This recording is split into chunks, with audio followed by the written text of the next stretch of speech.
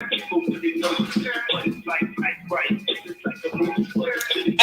we are back. And we're back.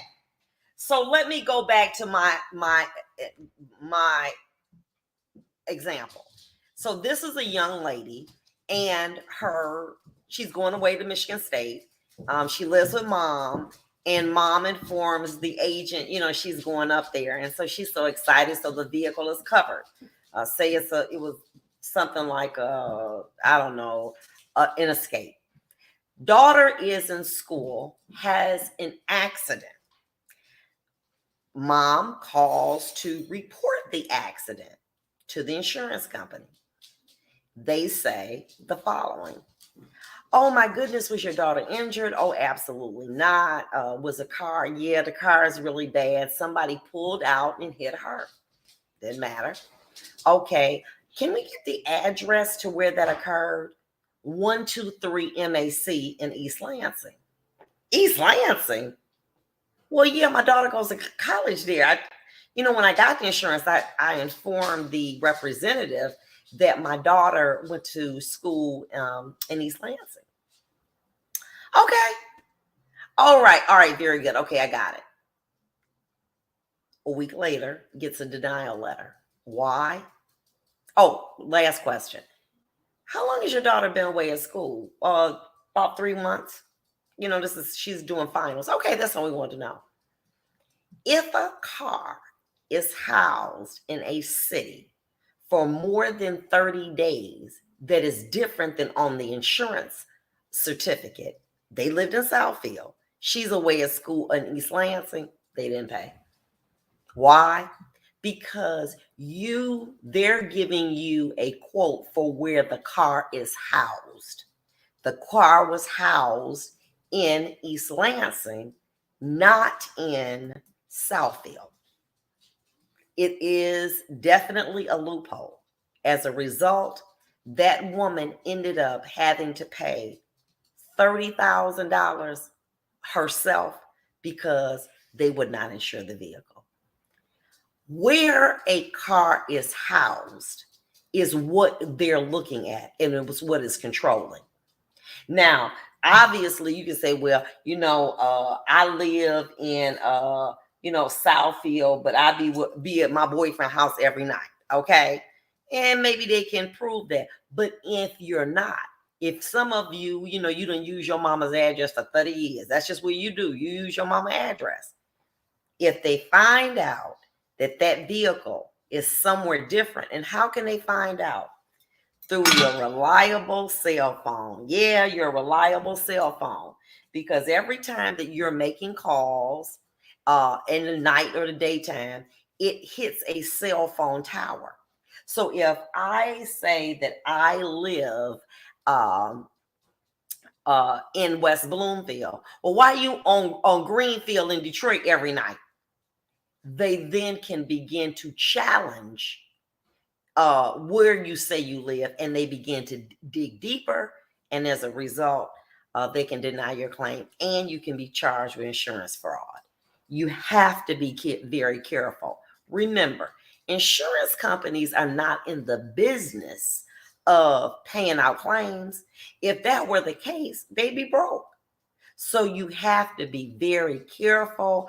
I see a lot of people, hey, Queen Paula from Atlanta, these still check your local laws there. This just applies across the board.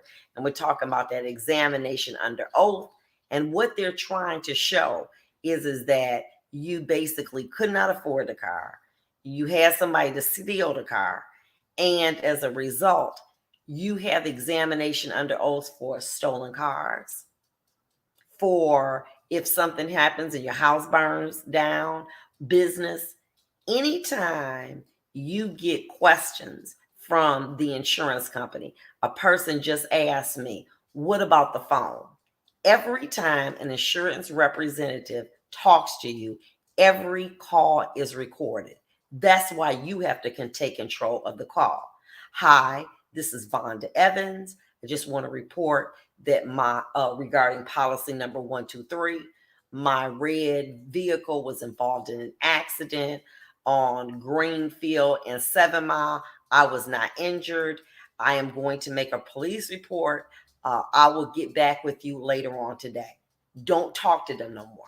That's it. You have to take control of that conversation, because inevitably what that's going to do, especially when we talk about high performance vehicles, we're talking about those Chargers.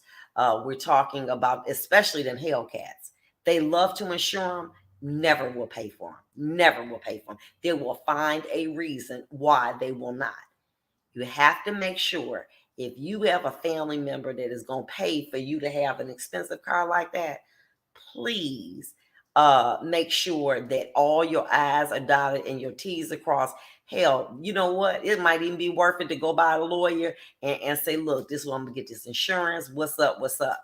Because inevitably, if one of those cars is damaged or stolen, you on the hook for that kind of money. So remember, that's called an examination under oath. That relates to stolen vehicles. Like I said, if your house burns up, if your business burns up, you want to give limited information and you want to call a lawyer yesterday.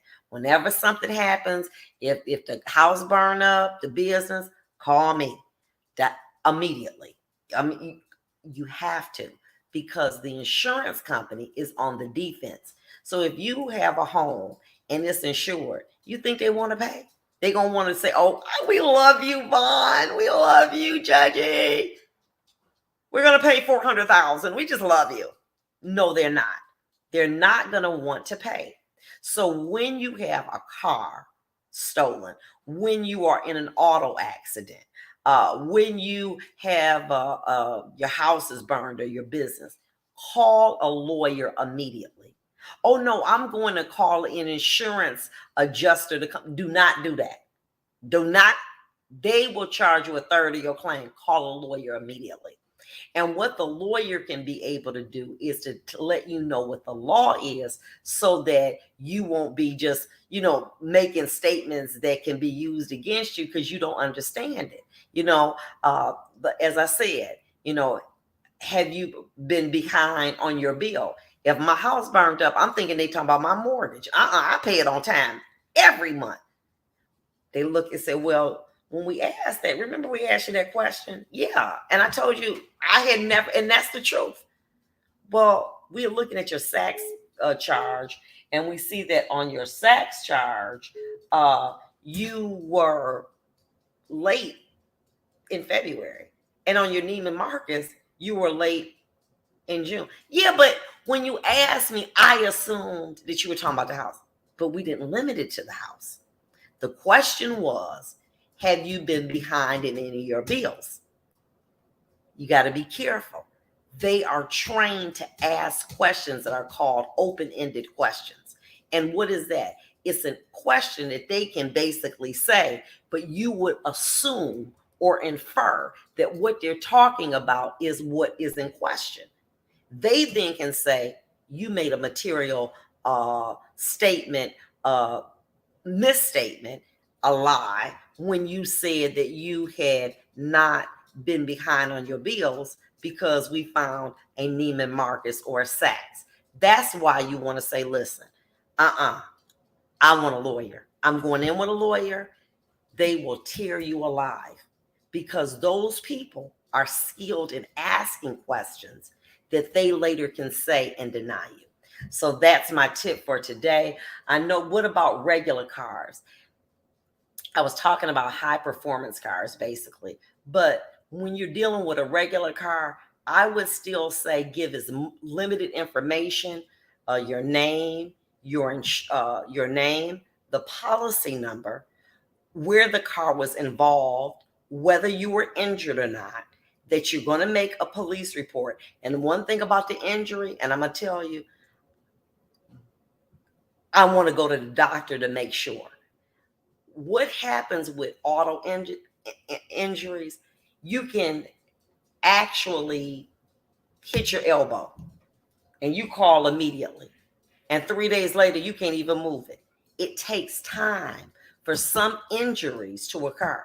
So therefore, you don't want to always say, I'm not injured. Say, I don't know yet. I want to go to the doctor to make sure that I am. this is my information.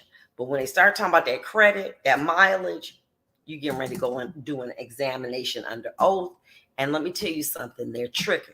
And the things that they're going to want, your tax statements. They're going to want your credit card statements. They're definitely going to want your phone records. They're going to ask for that. Mortgages, deeds, and records of corporate profits and expenses. Why would they want your taxes? Remember what I told you? You live with your mama, but your taxes say somewhere else. Boom, there we go. We got you right there. We got you right there. Then they'll deny it. And then they also may charge you for insurance fraud. So if you're ever asked to do an examination under oath, what if I say I'm not going to do one? Many times there's a statement in that policy says that the failure to attend an examination under oath can result in them denying the claim, which 9 times out of 10 they will do. So you want to make sure. Insurance companies are very, to me, unscrupulous. They are in the business to make money. They are not in the business to take care of you. So make sure if you ever have something called an examination under oath, which is called an EUO, if you see it, immediately talk to a lawyer. Keep your conversations limited to the information and never tell them that you have not been injured. Say, let me go to the doctor and I'll get back with you. And in that way, you have covered yourself. Because the minute that you say something that's inconsistent later, you're going to be in trouble. I'm guaranteeing you, you're going to be in trouble. And so those are things that you want to do. Obviously, for those people that live in Michigan, you got to call me, 1-833-VONDA Law, and let me be able to help you. I have very experienced insurance lawyers. That's all they do. And they can smell an examination under oath a mile away, and they know what they're going to ask. And it's so unfortunate because many people trust these insurance companies for years and years and years. And they think, well, they on my side. I got insurance. That's the first thing you're going to say. I got insurance. And then your insurance company turn on you. Do it all the time. We'll be back and we're going to be talking about something different. A little bit more relationship stuff. We'll be back.